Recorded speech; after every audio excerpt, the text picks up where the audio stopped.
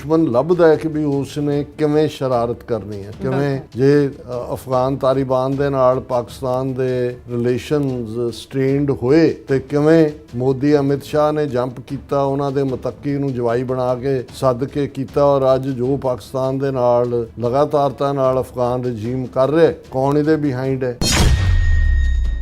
ਉਹੀ ਪਹਿਲਗਾਮ ਜਿਸ ਦੀ charge sheet ਦੇ ਵਿੱਚ ਕਦੇ ਵੀ ਜਿਹੜੇ ਹਾਫਿਜ਼ ਸਈਦ ਦਾ ਨਾਂ ਨਹੀਂ ਸੀ, ਜਿਹੜੀ ਮੁੱਢਲੀ ਰਿਪੋਰਟ ਲਿਖੀ ਗਈ, ਨਾ ਹੀ ਸਾਰੇ ਪੀਰੀਅਡ ਦੇ ਵਿੱਚ। ਜੇ ਤੁਸੀਂ 22 ਅਪ੍ਰੈਲ ਤੋਂ ਉਸ ਗੱਲ ਨੂੰ ਦੇਖੋ ਤੇ ਹੁਣ ਜਿਹੜਾ ਉਹ 1.5 ਸਾਲ ਹੋ ਗਏ, ਹੁਣ ਅਚਾਨਕ ਖਬਰ ਜਿਹੜੀ ਆਈ ਕਿ Pakistan based Hafiz Saeed is wanted in the Pahalgam carnage. ਇਹਨੂੰ ਲੈ ਕੇ UN ਤੱਕ ਰੌਲਾ ਪਾਉਂਦੇ ਨੇ ਕਿ ਜੀ ਹਾਫਿਜ਼ ਸਈਦ ਇਹ ਤੇ ਹਾਫਿਜ਼ ਸਈਦ ਉਹ, ਇਹਨੂੰ ਦਹਿਸ਼ਤਗਰਦ ਬਣਾਓ, ਉਹਨੂੰ ਜੇਲ੍ਹ 'ਚ ਡਕਾਇਆ ਹੋਇਆ। ਮੈਨੂੰ ਲੱਗਦਾ ਵੀ ਇਹ ਜਿਹੜੀ ਹਾਫਿਜ਼ ਸਈਦ ਦੀ ਇਹ ਸਾਰੀ ਕਹਾਣੀ ਹੈ, ਇਸ ਦੇ ਨਾਲ ਜਿਹਨੂੰ ਅੰਗਰੇਜ਼ੀ 'ਚ ਕਹਿੰਦੇ ਨੇ ਕਿ they have some mischief up their sleeve. ਇਸ ਬਦਲਦੀ ਦੁਨੀਆ ਵਿੱਚ ਤੁਸੀਂ ਪਿੱਛੇ ਨਾ ਰਹਿ ਜਾਓ। ਹਰ ਘਟਨਾ ਜੋ ਤੁਹਾਡੀ ਜ਼ਿੰਦਗੀ ਤੇ ਅਸਰ ਪਾ ਰਹੀ ਹੈ, ਅਸੀਂ ਉਸ ਬਾਰੇ ਦੇਵਾਂਗੇ ਤੁਹਾਨੂੰ ਸਟੀਕ ਤੇ ਸਹੀ ਜਾਣਕਾਰੀ। ਤੁਹਾਡਾ ਆਪਣਾ ਹੱਕ ਸੱਚ ਦੀ ਆਵਾਜ਼ TV84। TV84 ਦੇ ਨਾਲ ਜੁੜਨ ਲਈ ਆਪਣਾ ਫੋਨ ਚੁੱਕੋ ਤੇ ਐਪ ਸਟੋਰ ਵਿੱਚ ਜਾ ਕੇ ਡਾਊਨਲੋਡ ਕਰੋ TV84 ਦੀ ਨਵੀਂ ਐਪ। ਇਸ ਐਪ ਤੇ ਤੁਸੀਂ ਦੇਖ ਸਕਦੇ ਹੋ 24 ਘੰਟੇ TV84 ਦਾ ਲਾਈਵ ਚੈਨਲ ਅਤੇ ਨਾਲ ਹੀ ਪੰਜ ਪੰਜਾਬ ਅਤੇ ਦੁਨੀਆ ਭਰ ਦੀਆਂ ਅਹਿਮ ਖਬਰਾਂ। ਫਿਰ ਦੇਰ ਕਿਸ ਗੱਲ ਦੀ, ਹੁਣੇ ਡਾਊਨਲੋਡ ਕਰੋ TV84 ਦੀ ਨਵੀਂ ਐਪ।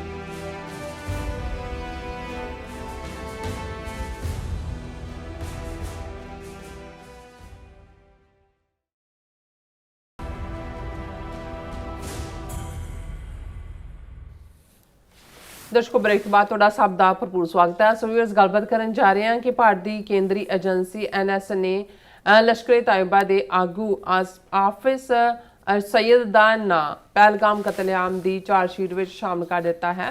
ਲਗਭਗ 1 ਸਾਲ ਬਾਅਦ ਇਸ ਤਰ੍ਹਾਂ ਕਰਨਾ ਦੱਸਦਾ ਹੈ ਕਿ ਭਾਰਤ ਵੱਲੋਂ ਪਾਕਿਸਤਾਨ ਦੇ ਖਿਲਾਫ ਕੋਈ ਨਾ ਕੋਈ ਸਾਜ਼ਿਸ਼ ਰਚੀ ਜਾ ਰਹੀ ਹੈ ਔਰ ਆਜ਼ਾਦ ਕਸ਼ਮੀਰ ਵਾਲੀਆਂ ਘਟਨਾਵਾਂ ਨੂੰ ਭਾਰਤ ਆਪਣੇ ਸੋੜੇ ਸਿਆਸੀ ਹਿੱਤਾਂ ਲਈ ਵਰਤ ਰਿਹਾ ਹੈ। ਸੋ ਇਸ ਬਾਰੇ ਆਪਾਂ ਗੱਲਬਾਤ ਕਰਨ ਜਾ ਰਹੇ ਹਾਂ। ਸੋ ਅਸੀਂ ਚਾਹਾਂਗੇ ਕਿ ਤੁਸੀਂ ਇਸੇ ਤਰ੍ਹਾਂ ਬਣੇ ਰਹਿਣਾ, ਦੇਖਣ ਸੁਣ ਲਈ ਲਿਖਣ ਲਈ। ਤੁਹਾਡਾ ਸਭ ਦਾ ਬਹੁਤ ਬਹੁਤ ਸ਼ੁਕਰੀਆ ਜੀ। ਡਾਕਟਰ ਸਾਹਿਬ, ਕੀ ਕਹਿਣਾ ਚਾਹੋਗੇ?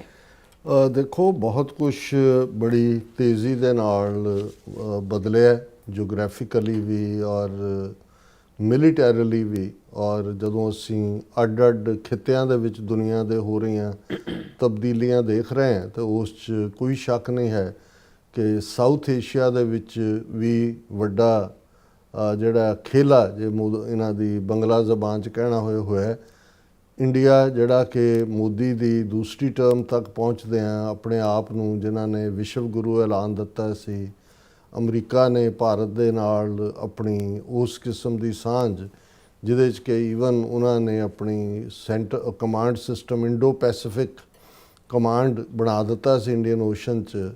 ਔਰ ਚਾਈਨਾ ਦੇ ਖਿਲਾਫ ਐਜ਼ ਏ ਬੁਲ ਵਾਕ ਭਾਰਤ ਦੇ ਨਾਲ ਜਿਹੜੇ ਆਲਮੋਸਟ ਕਲਿੰਟਨ ਈਰਾ ਤੋਂ ਸ਼ੁਰੂ ਹੋਈ ਜਿਹੜੀ ਇਹਨਾਂ ਦੀ ਸਾਂਝ ਸੀ, ਪ੍ਰੈਜ਼ੀਡੈਂਟ ਟਰੰਪ ਦੀ ਪਹਿਲੀ ਟਰਮ ਵੇਲੇ ਸਿਖਰ 'ਤੇ ਪਹੁੰਚ ਗਈ ਸੀ। ਪਾਕਿਸਤਾਨ ਨੂੰ ਬਿਲਕੁਲ ਆਈਸੋਲੇਟ ਕਰਕੇ ਖੂੰਜੇ ਲਾ ਦਿੱਤਾ ਗਿਆ ਸੀ। ਔਰ ਭਾਰਤ ਜਿਹੜਾ ਹੈ ਉਸ ਨੇ ਆਪਣੀ ਪਿੱਠ 'ਤੇ ਆਪ ਹੀ ਥਾਪੀ ਦਿੰਦੇ ਆ ਵਿਸ਼ਵ ਗੁਰੂ ਕਿ ਜੀ ਅਸੀਂ ਜਿਹੜੇ ਗੁਰੂ ਆਫ ਦਾ ਵਰਲਡ, ਅਸੀਂ ਸਾਰੇ ਹਿਊਮਨ ਕਾਈਂਡ ਦੀ ਜਿਹੜੀ ਲੀਡਰਸ਼ਿਪ ਹੈ, ਜਿਹੜੀ ਸਪਿਰਿਚੁਅਲ ਐਂਡ ਪੋਲੀਟੀਕਲ, ਕਿਉਂਕਿ ਗੁਰੂ ਲਫ਼ਜ਼ ਮੋਸਟਲੀ ਸਪਿਰਿਚੁਅਲ ਸੈਂਸ ਯੂਜ਼ ਹੁੰਦਾ ਹੈ, ਪਰ ਇਹ ਤਾਂ ਪੋਲੀਟੀਕਲੀ ਵੀ ਆਗੂ ਕਿ ਜੀ ਮੋਦੀ ਜਿਹੜਾ ਹੈ ਉਹ ਹੁਣ ਵਰਲਡ ਲੀਡਰ ਬਣ ਗਿਆ, ਜੋ ਵੀ ਹੈ ਦੁਨੀਆ ਉਹਨੂੰ ਸੁਣ ਕੇ ਕਰਦੀ ਹੈ ਔਰ ਉਹ ਸਾਰਾ ਪਾਰਟ ਚੱਲਦਾ ਰਿਹਾ। ਲੇਕਿਨ ਜਿਵੇਂ ਹਿਸਟਰੀ ਦੇ ਵਿੱਚ ਕੁਛ ਘਟਨਾਵਾਂ ਹੀ ਮੇਕ ਔਰ ਮਾਰ ਸਿਚੁਏਸ਼ਨ ਬਣਾਉਂਦੀਆਂ ਨੇ ਇੱਕ ਅੱਧੀ ਬਹੁਤ ਵਾਰ, ਕਿਉਂਕਿ ਅਸੀਂ ਜਦੋਂ ਸਕੂਲਾਂ ਦੇ ਵਿੱਚੋਂ ਗਰੋ ਹੋਏ ਤਾਂ ਸਾਨੂੰ ਤਾਂ ਯਾਦ ਹੀ ਹੁੰਦੀਆਂ ਸੀ ਪਾਣੀਪਤ ਦੀ ਪਹਿਲੀ ਲੜਾਈ 'ਚ ਕੀ ਹੋਇਆ, ਪਾਣੀਪਤ ਦੀ ਦੂਜੀ ਲੜਾਈ, ਪਾਣੀਪਤ ਦੀ ਤੀਜੀ ਲੜਾਈ। ਹੁਣ ਇੰਨੇ ਅੰਪਾਇਰ ਇੱਕ ਲੜਾਈ ਜਿਹੜੀ ਉਹ ਡਿਸਾਈਡ ਕਰ ਦਿੰਦੇ ਹੁੰਦੇ ਸੀ। ਜਿਹੜਾ ਪਾਣੀਪਤ 'ਚ ਹਾਰਦਾ ਸੀ ਦਿੱਲੀ ਵਾਲਾ, ਜਿਹੜਾ ਹਮਲਾਵਰ ਹੈ ਆ ਕੇ ਬਹਿ ਜਾਂਦਾ ਸੀ ਦਿੱਲੀ ਤਖਤ ਦੇ ਉੱਤੇ, ਤੇ ਬ੍ਰਾਹਮਣ ਵੀ ਜਿਹੜੇ ਨੇ ਸ਼ਲੋਕ ਪੜ੍ਹਨ ਲੱਗ ਜਾਂਦੇ ਸੀ, ਦਿਲੀਸ਼ਵਰੋ ਈਸ਼ਵਰੋ, ਦਿੱਲੀ ਦਾ ਬਾਦਸ਼ਾਹੀ ਰੱਬ ਹੈ। ਸੋ ਇਹਨਾਂ ਦੀ ਪਾਣੀਪਤ ਦੀ ਲੜਾਈ ਦਾ ਜਵਾਬ ਹਾਲਾਂਕਿ ਇਹਨਾਂ ਨੇ ਜੋ ਕੁਛ ਵੀ 22 ਅਪ੍ਰੈਲ 2024 ਨੂੰ ਕੀਤਾ, ਉਹ ਜ਼ਾਹਰ ਹੈ ਕਿ ਵੀ ਉਹਨਾਂ ਨੇ ਫਾਲਸ ਫਲੈਗ ਆਪਰੇਸ਼ਨ ਪਹਿਲਗਾਮ ਦੇ ਵਿੱਚ, ਜਿਹਦੇ 'ਚ ਬੇਗੁਨਾਹ ਕਿਤੇ ਵੀ ਕੋਈ ਬੇਗੁਨਾਹ ਮਾਰਿਆ ਜਾਏ, ਸਾਡੀਆਂ ਹਮਦਰਦੀਆਂ ਹਮੇਸ਼ਾ ਉਹਨਾਂ ਦੇ ਨਾਲ ਹੁੰਦੀਆਂ ਨੇ। ਔਰ ਇਹ ਜਿਹੜਾ ਉਹਨਾਂ ਦਾ ਮਰਡਰ ਸੀ ਉਹਨਾਂ ਦਾ, ਉਹ ਕਿਵੇਂ ਕਾਤਲ ਕਿੱਥੋਂ ਆਏ ਕਿੱਥੇ ਗਏ ਕੋਈ ਪਤਾ ਨਹੀਂ। ਕੋਈ FIR ਵੀ ਜਦੋਂ ਅਜੇ ਰਜਿਸਟਰ ਨਹੀਂ ਸੀ ਹੋਈ ਤਾਂ ਮੀਡੀਆ 'ਚ ਉਹਨੂੰ ਪਾਕਿਸਤਾਨ ਨੂੰ ਦੋਸ਼ ਦਿੱਤਾ ਜਾ ਰਿਹਾ ਸੀ। ਅੱਛਾ। ਔਰ ਇਹ ਫਾਲਸ ਫਲੈਗ ਆਪਰੇਸ਼ਨ ਜਿਹੜਾ ਜਿਸ ਨੂੰ ਹੁਣ ਅਸੀਂ ਸਾਲ ਤੋਂ ਜ਼ਿਆਦਾ ਦਾ ਪੀਰੀਅਡ ਜਿਹੜਾ ਹੋ ਗਿਆ, ਪਿਛਲੇ ਸਾਲ ਹੋਇਆ, ਮੈਂ ਸਾਲ ਗਲਤ ਕਿਹਾ, 2025 ਦੇ ਵਿੱਚ। ਹੁਣ ਇਸ ਤੋਂ 22 ਅਪ੍ਰੈਲ ਤੋਂ ਬਾਅਦ 7, 8, 9 ਮਈ 3 ਦਿਨ ਉਹ ਨੇ ਜਿਹੜੇ ਪਾਣੀਪਤ ਦੀ ਲੜਾਈ ਵਾਂਗ ਡਿਸਾਈਡਿੰਗ ਫੈਕਟਰ ਸੀ। ਔਰ ਉਹਦੇ 'ਚ ਡਰੋਨ ਔਰ ਮਿਸਲ ਵਾਰਫੇਅਰ, ਭਾਰਤ ਦਾ ਥੱਲਾ ਰਾਫੇਲ ਡਿੱਗਣਾ, ਤਰਲੇ ਕਰਨੇ ਟਰੰਪ ਦੇ, ਜਿਹਨੂੰ 83 ਵਾਰ ਜਾਂ 84 ਵਾਰ ਪ੍ਰੈਜ਼ੀਡੈਂਟ ਟਰੰਪ ਕਹਿ ਚੁੱਕੇ ਨੇ ਕਿ ਕਿਵੇਂ ਸੀਜ਼ ਫਾਇਰ ਹੋਇਆ। ਔਰ ਆਪਣੇ ਜ਼ਖਮ, ਜਿਵੇਂ ਉਹ ਸ਼ੇਰ ਜ਼ਖਮੀ ਹੋਇਆ ਚੱਟਦਾ ਹੁੰਦਾ ਆਪਣੇ ਜ਼ਖਮਾਂ ਨੂੰ ਕਿ ਜੀ ਫਿਰ ਚੈਲੰਜ ਹੋਏਗਾ। ਉਹਨਾਂ ਨੇ ਕਿਹਾ ਜੀ, ਇੰਡੀਆ ਨੇ, ਕਿ ਅਸੀਂ ਆਪਰੇਸ਼ਨ ਸੰਦੂਰ ਜਿਹੜਾ ਉਹਨੂੰ ਪੌਜ਼ ਕਰ ਰਹੇ ਹਾਂ, ਲੜਾਈ ਬੰਦ ਨਹੀਂ ਕੀਤੀ ਹੈ। ਉਹਨਾਂ ਨੇ ਕਿਹਾ ਜੀ ਅਸੀਂ ਕਰ ਰਹੇ ਹਾਂ, ਫਿਰ ਆਪਣਾ ਲੱਗ ਪਏ ਹੋ। ਹੁਣ ਜਿਹਨੂੰ ਅਸੀਂ ਕਹਿੰਦੇ ਹਾਂ ਵੀ ਇਹ ਜਿਹੜੀ ਵਡਿਆਈ ਹੁੰਦੀ ਹੈ, ਵੱਡਾਪਨ, ਕਿਹਨੂੰ ਉੱਚਾ ਰੁਤਬਾ ਦੇਣਾ, ਇਹ ਰੱਬ ਦੇ ਕੋਲ ਹੈ, ਅੱਲਾਹ ਤਾਲਾ ਦੇ ਕੋਲ ਹੈ, ਜਿਵੇਂ ਸਾਡੇ ਇਸਲਾਮਿਕ ਵੀਰ ਭੈਣਾਂ ਕਹਿੰਦੇ ਨੇ। ਉਹ ਜਿਹੜੀ ਬਿਲਕੁਲ ਟਰੂਥ ਹੈ, ਅਲਟੀਮੇਟਲੀ ਰੱਬ ਦੇ ਕੋਲ ਹੈ ਕਿ ਉਹਨੂੰ ਉਹਨਾਂ। ਔਰ ਇਸ ਸਾਰੇ ਦੇ ਚਲਦਿਆਂ ਇਹ ਅਜੇ ਜਿਹੜਾ ਇਹਨਾਂ ਦਾ ਚੱਲ ਹੀ ਰਿਹਾ ਸੀ, ਜੋ ਉਸ ਦੇ ਥੱਲੇ ਮਈ ਵਾਲਾ ਔਰ ਦੂਸਰਾ, ਤੇ ਫਿਰ ਫਰਵਰੀ ਦਾ ਨੈਕਸਟ ਈਅਰ ਆ ਗਿਆ 2025 ਜਿਹੜਾ ਇਸ ਵਰੇ ਦਾ 2026 ਦਾ 28 ਫਰਵਰੀ ਨੂੰ ਈਰਾਨ ਦੇ ਖਿਲਾਫ ਅਮਰੀਕਾ ਔਰ ਈਰਾਨ ਉਹਨਾਂ ਦਾ ਜਿਹੜਾ ਟਕਰਾਅ ਸ਼ੁਰੂ ਹੋਇਆ। ਲਗਭਗ 40 ਦਿਨ ਜੰਗ ਚੱਲੀ। ਔਰ ਪਾਕਿਸਤਾਨ, ਜਿਸ ਨੂੰ ਪ੍ਰੈਜ਼ੀਡੈਂਟ ਟਰੰਪ ਨੇ, ਜਿੱਥੇ ਕਿ 7, 8, 9 ਮਈ ਜਿਹੜੀ 2025 ਸੀ, ਉਸ ਦੀ ਜਿਹੜਾ ਹੀਰੋ ਦੇ ਤੌਰ ਤੇ ਆਸਿਮ ਮੁਨੀਰ ਉਭਰੇ, ਟਰੰਪ ਨੇ ਉਹਨਾਂ ਨੂੰ ਐਜ਼ ਏ ਵਿਚੋਲਾ ਜਾਂ ਫੈਸਿਲੀਟੇਟਰ ਕਹਿ ਲਓ, ਜੇ ਮੀਡੀਏਟਰ ਨਹੀਂ ਕਹਿਣਾ, ਉਸ ਨੂੰ ਚੁਣਿਆ। ਔਰ ਜਿਸ ਸਕਸੈਸ ਦੇ ਨਾਲ, ਇਹ ਠੀਕ ਹੈ ਹਿਕਅਪਸ ਵੀ ਹੋਏ, ਇਸਲਾਮਾਬਾਦ ਡਾਇਲੋਗ ਹੋਇਆ, ਦੂਸਰੀ ਸਟੇਜ ਤੇ ਕਤਰ, ਉਹ ਆਪਣੇ ਗਲ 'ਚ ਉਹਨਾਂ ਨੇ ਹਾਰ ਪਾਏ ਜੀ ਅਸੀਂ ਵੀ ਕਰ ਰਹੇ ਹਾਂ, ਉਹ ਵੀ ਕਰ ਰਹੇ ਨੇ। ਹਾਲਾਂਕਿ ਈਰਾਨ ਨੇ ਹੁਣ ਜਿਹੜਾ ਕੱਲ੍ਹ ਸਟ੍ਰਾਈਕ ਕੀਤਾ ਉਹ ਉਸ ਵਾਲੇ ਪਾਸਿਓਂ ਹੀ ਕੀਤਾ, ਉਹਨਾਂ ਦਾ ਹੀ ਸਫ਼ਰ ਕੀਤਾ। ਹੁਣ ਇਸ ਸਾਰੇ ਦੇ ਚਲਦਿਆਂ ਪਾਕਿਸਤਾਨ ਦਾ ਰੁਤਬਾ, ਜਦੋਂ ਕਿ ਹੁਣ ਫਾਈਨਲ ਜਿਹੜੀ ਗੁਫ਼ਤਗੂ ਹੋਈ, ਜਿਸ ਦੇ ਵਿੱਚ ਪਾਕਿਸਤਾਨ ਦੇ ਪ੍ਰਾਈਮ ਮਿਨਿਸਟਰ, ਫੌਜੀ ਮੁਖੀ ਔਰ ਕਤਰ ਦੇ ਉਹਨਾਂ ਨੇ ਐਜ਼ ਏ ਵਿਚੋਲਗੀ ਕੀਤੀ, ਜਿਹੜਾ 14 ਨੁਕਾਤੀ ਉਹਨਾਂ ਦਾ ਏਜੰਡਾ ਸੀ ਈਰਾਨ ਦਾ, ਉਹਦੇ 'ਤੇ ਮੋਰ ਔਰ ਲੈਸ ਸਹਿਮਤੀ ਹੋਈ। ਔਰ ਨਤੀਜੇ ਦੇ ਤੌਰ ਦੇ ਉੱਤੇ ਹੁਣ ਇੰਤਜ਼ਾਰ ਹੈ ਵੀ ਅਗਲਾ ਦੌਰ ਕਦੋਂ ਸ਼ੁਰੂ ਹੋਏਗਾ। ਸੋ ਪਾਕਿਸਤਾਨ ਦਾ ਰੁਤਬਾ ਹੋਰ ਵੀ ਬੁਲੰਦ ਹੋਇਆ ਇਸੇ ਪੀਰੀਅਡ 'ਚ। ਸਾਊਦੀ ਅਰੇਬੀਆ ਦੇ ਨਾਲ ਡਿਫੈਂਸ ਪੈਕਟ ਵੀ ਹੋਇਆ, ਇਸਲਾਮਿਕ ਨੈਟੋ ਦਾ ਜ਼ਿਕਰ ਵੀ ਚੱਲ ਰਿਹਾ, turkey, Saudi Arabia, Egypt, Pakistan, ਇਹ ਸਾਰੀਆਂ ਡਿਵੈਲਪਮੈਂਟਸ ਜਿਹੜੀਆਂ ਨੇ। ਹੁਣ ਇੱਕ ਪਾਸੇ ਜਦੋਂ ਪਹਿਲਗਾਮ ਦਾ ਵਾਕਿਆ ਹੋਣ ਤੋਂ ਬਾਅਦ ਪਾਰਲੀਮੈਂਟ ਦਾ ਸੈਸ਼ਨ ਚੱਲ ਰਿਹਾ ਸੀ, ਉਦੋਂ ਇਹ ਪੁੱਛਿਆ ਜਾ ਰਿਹਾ ਸੀ ਕਿ ਜੀ ਆਪਰੇਸ਼ਨ ਦਾ ਸੰਦੂਰ ਕਹਿ ਦਿੱਤਾ ਜੀ ਅਸੀਂ ਇਸ ਨੂੰ ਕਰ ਰਹੇ ਹਾਂ, ਉਹਦੇ ਦੋਸ਼ੀ ਕਿੱਥੇ ਨੇ? ਔਰ ਅਮਿਤ ਸ਼ਾਹ ਨੇ ਜਦੋਂ ਸੈਸ਼ਨ ਚੱਲਦਿਆਂ 'ਚ ਪੇਪਰ ਹੱਥ ਫੜ ਕੇ ਆ ਗਿਆ ਕਿ ਜੀ ਹੁਣੇ ਖਬਰ ਆਈ ਹੈ ਕਸ਼ਮੀਰ ਤੋਂ ਕਿ ਜਿਹੜੇ ਦੋਸ਼ੀ ਨੇ, ਜਿਹੜੇ ਇਸ ਦੇ ਲਈ ਜ਼ਿੰਮੇਵਾਰ ਨੇ, ਉਹਨਾਂ ਨੂੰ ਮਾਰਤਾ ਗਿਆ, 3 ਕਿ 4 ਮਾਰ ਦਿੱਤੇ ਗਏ। ਜਿਹਨੂੰ ਕਹਿੰਦੇ ਕੀ ਹੈ ਉਹ, ਪੈਸਾ ਖਤਮ ਨਾ ਖੇਲ ਖਤਮ ਪੈਸਾ ਹਜਮ, ਕਿ ਵੀ ਅਸੀਂ ਮਾਰ ਦਿੱਤੇ, ਗੱਲ ਮੁਕਾ ਦਿੱਤੀ। ਹੁਣ ਅਚਾਨਕ, ਕਿਉਂਕਿ ਇਸ ਪੀਰੀਅਡ ਦੇ ਵਿੱਚ ਬੇਸ਼ੱਕ ਅਸੀਂ ਪਿਛਲੇ ਹਫਤੇ ਪ੍ਰੋਗਰਾਮ ਨਹੀਂ ਕੀਤੇ, ਪਰ ਬਹੁਤ ਸਾਰੀਆਂ ਡਿਵੈਲਪਮੈਂਟਸ ਜਿਹੜੀਆਂ ਕਸ਼ਮੀਰ ਦੇ ਹਵਾਲੇ ਨਾਲ, ਆਜ਼ਾਦ ਕਸ਼ਮੀਰ ਦੇ ਹਵਾਲੇ ਨਾਲ ਹੋ ਰਹੀਆਂ, ਜਿਹੜੀਆਂ ਫਿਕਰਮੰਦੀ ਵਾਲੀਆਂ ਨੇ। ਅਸੀਂ ਆਪਣੇ Pakistani opinion makers, law makers, decision makers ਨੂੰ ਇਹ ਗੁਜ਼ਾਰਿਸ਼ ਪਹਿਲਾਂ ਵੀ ਕੀਤੀ ਸੀ, ਅਸੀਂ ਇਸ ਦੇ ਉੱਤੇ ਕਮੈਂਟ ਵੀ ਕੀਤਾ ਸੀ ਕਿ ਦੇਖੋ, ਦੁਸ਼ਮਣ ਬਾਤ ਕਰੇ ਅਨਹੋਣੀ, ਦੁਸ਼ਮਣ ਲੱਭਦਾ ਹੈ ਕਿ ਵੀ ਉਸ ਨੇ ਕਿਵੇਂ ਸ਼ਰਾਰਤ ਕਰਨੀ ਹੈ, ਕਿਵੇਂ। ਜੇ ਅਫਗਾਨ ਤਾਲਿਬਾਨ ਦੇ ਨਾਲ ਪਾਕਿਸਤਾਨ ਦੇ ਰਿਲੇਸ਼ਨਸ ਸਟ੍ਰੇਨਡ ਹੋਏ ਤੇ ਕਿਵੇਂ ਮੋਦੀ ਅਮਿਤ ਸ਼ਾਹ ਨੇ ਜੰਪ ਕੀਤਾ, ਉਹਨਾਂ ਦੇ ਮੁਤੱਕੀ ਨੂੰ ਜਵਾਈ ਬਣਾ ਕੇ ਸੱਦ ਕੇ ਕੀਤਾ। ਔਰ ਅੱਜ ਜੋ ਪਾਕਿਸਤਾਨ ਦੇ ਨਾਲ ਲਗਾਤਾਰਤਾ ਨਾਲ ਅਫਗਾਨ ਰਜੀਮ ਕਰ ਰਿਹਾ, ਕੌਣ ਇਹਦੇ ਬਿਹਾਈਂਡ ਹੈ? ਜ਼ਾਹਰ ਹੈ ਭਾਰਤ ਦਾ ਪੈਸਾ, ਟ੍ਰੇਨਿੰਗ, ਦੂਜੇ ਹੋਰ ਵੀ ਤਾਕਤਾਂ ਨੇ ਇੰਟਰਨੈਸ਼ਨਲੀ, ਮੋਸਾਦ ਵੀ ਨਾਲ ਲੱਗੀ ਹੋਈ ਹੈ। ਪਰ ਮੇਨ ਤੌਰ 'ਤੇ ਜਦੋਂ ਤੁਹਾਡੇ ਘਰ ਦੇ ਵਿੱਚ ਫਾਲਟ ਲਾਈਨਸ ਕ੍ਰੀਏਟ ਹੁੰਦੀਆਂ ਨੇ, ਉਦੋਂ ਦੁਸ਼ਮਣ ਉਹਦਾ ਫਾਇਦਾ ਚੁੱਕਦਾ ਹੈ। ਬਲੋਚਿਸਤਾਨ ਦੇ ਵਿੱਚ ਇਹ ਕੀ ਕਰਵਾ ਰਹੇ ਨੇ ਇਹਨਾਂ ਦੀਆਂ ਏਜੰਸੀਆਂ ਵਿਦਨ ਜਿਹੜਾ ਅਸੀਂ ਦੇਖ ਰਹੇ ਹਾਂ ਕਿ ਜੋ ਆਜ਼ਾਦ, ਇਹ ਠੀਕ ਹੈ ਵੀ ਆਜ਼ਾਦ ਕਸ਼ਮੀਰ ਦੇ ਲੋਕਾਂ ਦੇ ਜੈਨੂਇਨ ਕੰਸਰਨ ਹੋਣਗੇ, ਇਹ ਕਹਿਣਾ ਕਿ ਜੀ ਇਹ ਸਭ, ਲੇਕਿਨ ਜਦੋਂ ਕੋਈ ਵੀ ਚੀਜ਼ ਜਿਹਨੂੰ ਤੁਸੀਂ ਠੀਕ ਟਾਈਮ ਤੇ ਹੈਂਡਲ ਨਾ ਕਰ ਸਕੋ ਜਾਂ ਨਾ ਕਰੋ ਜਾਂ ਤੁਹਾਨੂੰ ਉਸ ਦੀ ਅਹਿਮੀਅਤ ਦਾ ਅਹਿਸਾਸ ਨਾ ਹੋਏ ਤੇ ਦੁਸ਼ਮਣ ਤਾਂ ਉਸ ਉਡੀਕ 'ਚ ਬੈਠਾ ਹੈ। ਹੁਣ ਇਹਨਾਂ ਦਾ ਜ਼ੋਰ ਨਹੀਂ ਚੱਲਿਆ, ਨਹੀਂ ਤਾਂ ਇਹਨਾਂ ਨੇ ਸੋ ਕਾਲ ਜਿਹੜਾ ਆਪਰੇਸ਼ਨ ਸੰਦੂਰ ਦੇ ਥੱਲੇ ਕਰਨਾ ਕੀ ਸੀ, ਉਹ ਤਾਂ ਕਿਉਂਕਿ 3 ਦਿਨਾਂ 'ਚ ਇਹਨਾਂ ਦਾ ਕੰਮ ਹੋ ਗਿਆ ਤੇ ਸੀਜ਼ਫਾਇਰ ਦੇ ਨਾਲ ਗੱਲ ਮੁੱਕ ਗਈ। ਹੁਣ ਅਗੇਨ ਉਹ ਗਰਾਊਂਡ ਇਹਨਾਂ ਨੇ ਤਿਆਰ ਕੀਤੀ ਹੈ ਜੋ ਕੁਦਰਤੀ ਤਿਆਰ ਹੋ ਗਈ, ਕਿਉਂਕਿ ਆਜ਼ਾਦ ਕਸ਼ਮੀਰ ਦੀ ਸਿਚੁਏਸ਼ਨ ਬਹੁਤ ਘੱਟ ਖਬਰਾਂ ਬਾਹਰ ਆਉਂਦੀਆਂ ਨੇ, ਠੀਕ ਨਹੀਂ ਹੈ, ਹਾਲਾਤ ਠੀਕ ਨਹੀਂ ਨੇ।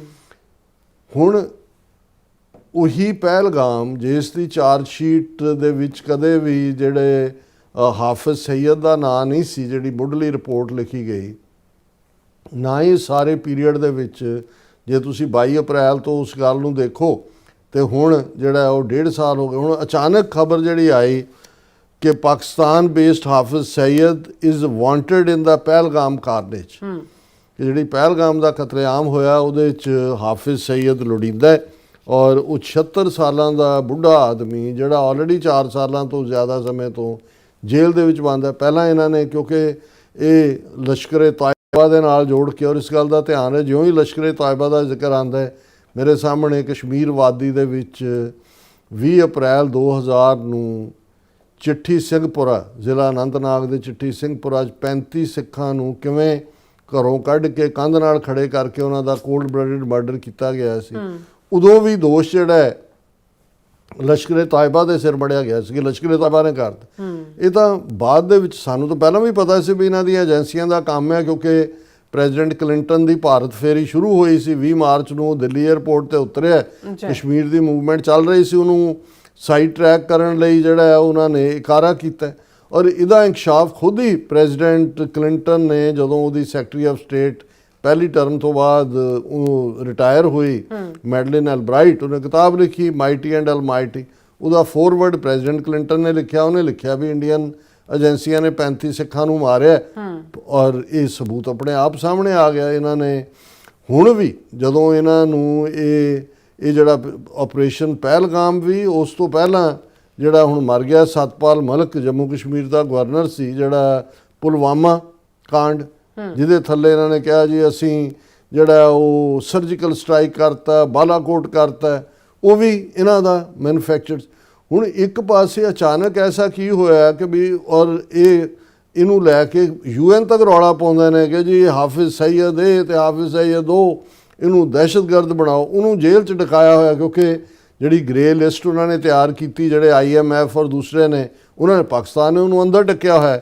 ਪਰ ਇਹ ਜਿਹੜਾ ਅਚਾਨਕ ਇਸ ਲੈਵਲ ਦੇ ਉੱਤੇ ਆਉਣਾ ਹੈ ਕਿ ਵੀ ਇੱਕਦਮ ਕਸ਼ਮੀਰ ਦੇ ਵਿੱਚ ਫਲੇਅਰ ਅਪ ਹੋਣਾ ਹੈ ਇਸ ਸਿਚੁਏਸ਼ਨ ਦਾ, ਇੰਡੀਅਨ ਮੀਡੀਆ ਦਾ ਔਰ ਬਾਹਰ ਵੀ ਜਿਹੜੇ ਬਹੁਤ ਸਾਰੇ ਪ੍ਰੋਟੈਸਟ ਆ ਦੂਜੇ ਹੋ ਰਹੇ ਨੇ, ਦਾ ਵੇ ਇੰਡੀਅਨ ਉਹਨੂੰ ਪ੍ਰੋਜੈਕਟ ਕਰ ਰਹੇ ਨੇ, ਉਹਨਾਂ ਤੋਂ ਅਸੀਂ ਉਸ ਮਿਸਚਿਫ ਨੂੰ ਦੇਖ ਸਕਦੇ ਹਾਂ। ਤਾਂ ਮੈਨੂੰ ਲੱਗਦਾ ਵੀ ਇਹ ਜਿਹੜੀ ਹਾਫਿਜ਼ ਸਈਦ ਦੀ ਇਹ ਸਾਰੀ ਕਹਾਣੀ ਹੈ, ਇਸ ਦੇ ਨਾਲ ਜਿਹਨੂੰ ਅੰਗਰੇਜ਼ੀ 'ਚ ਕਹਿੰਦੇ ਨੇ ਕਿ they have some mischief up their sleeves, ਕਿ ਕੋਈ ਨਾ ਕੋਈ ਸ਼ਰਾਰਤ ਉਹਨਾਂ ਨੂੰ ਹੈ, ਕਿਉਂਕਿ ਇਹਦਾ ਬਣਾ ਕੇ ਇੱਕ ਪਾਸੇ ਦੇ ਕਹਿਣਗੇ ਜੀ ਜਿਹੜਾ ਉਹ ਇਹ ਕਿਉਂਕਿ ਹੈ ਸਾਡੇ ਹਵਾਲੇ ਕਰੋ, ਜਾਂ ਉਹਨੂੰ ਇੱਕ ਨੈਰੇਟਿਵ ਦੇ ਲਈ ਬਿਲਡ ਕਰਨ ਲਈ, ਔਰ ਕੋਈ ਨਾ ਕੋਈ ਹੋਰ ਕਾਰਾ ਕਰਕੇ ਆਲਰੇਡੀ ਉਹਨਾਂ ਨੇ ਹੋਣਾ ਜੀ ਦੇਖੋ ਪਾਕਿਸਤਾਨ ਤਾਂ ਹਟ ਨਹੀਂ ਰਿਹਾ ਦਹਿਸ਼ਤਗਰਦੀ ਤੋਂ। ਔਰ ਦੂਸਰੇ ਹੁਣ ਜਿੱਥੇ ਜਾਂਦਾ ਮੋਦੀ ਜਿਹੜਾ ਹੈ ਇੰਡੋਨੇਸ਼ੀਆ ਦੇ ਦੌਰੇ 'ਚੋਂ ਨਿਕਲਿਆ, ਉਹਨੇ ਆਸਟ੍ਰੇਲੀਆ ਨਿਊਜ਼ੀਲੈਂਡ ਵੀ ਹੋਣਾ। ਹੁਣ ਮੈਨੂੰ ਕਈ ਵਾਰ ਇਹ ਲੱਗਦਾ ਹੈ, ਮੈਂ ਇਹ ਕਹਿਣ 'ਚ ਝਿਜਕ ਨਹੀਂ ਮਹਿਸੂਸ ਕਰਦਾ, ਹੁਣ ਇੰਡੋਨੇਸ਼ੀਆ ਦੁਨੀਆ ਦਾ ਸਭ ਤੋਂ ਵੱਧ ਆਬਾਦੀ ਵਾਲਾ ਮੁਸਲਿਮ ਮੁਲਕ ਹੈ। ਹੁਣ ਇੰਡੀਆ ਮਾਈਨੋਰਿਟੀਜ਼ ਨਾਲ ਕੀ ਕਰ ਰਿਹਾ, ਇੱਥੇ US ਸਰਫ ਦੀ ਰਿਪੋਰਟ ਵੀ ਦੱਸ ਦਿੰਦੀ ਹੈ, ਸਟੇਟ ਡਿਪਾਰਟਮੈਂਟ ਵੀ ਦੱਸ ਦਿੰਦਾ ਹੈ, ਯੂਰਪੀਅਨ ਪਾਰਲੀਮੈਂਟ ਵੀ ਦੱਸ ਦਿੰਦੀ ਹੈ। ਹੁਣ ਇਹਨਾਂ ਨੂੰ ਐਸਾ ਕੀ ਖੁਰਕ ਪਈ ਹੋਈ ਹੈ। ਹੁਣ ਇੰਡੋਨੇਸ਼ੀਆ ਨੇ ਆਪਣਾ ਹਾਈਐਸਟ ਸਿਵਿਲੀਅਨ ਅਵਾਰਡ ਜਿਹੜਾ ਉਹ ਮੋਦੀ ਨੂੰ ਦਿੱਤਾ। ਹੁਣ ਭਾਈ ਮੋਦੀ ਨੇ ਤੁਹਾਡੀ, ਔਰ ਉਹ ਇੰਡੋਨੇਸ਼ੀਆ ਦਾ ਪ੍ਰੈਜ਼ੀਡੈਂਟ ਕਹਿ ਰਿਹਾ ਮੇਰਾ DNA ਇੰਡੀਅਨ ਹੈ, ਔਰ ਸਮਝੌਤੇ ਅਸੀਂ ਬ੍ਰਹਮੋਸ ਖਰੀਦ ਰਹੇ ਹਾਂ, ਅਸੀਂ ਫਲਾਣੀ ਲੈ ਰਹੇ ਹਾਂ, ਅਸੀਂ ਢਮਕਾ ਲੈ ਰਹੇ ਹਾਂ।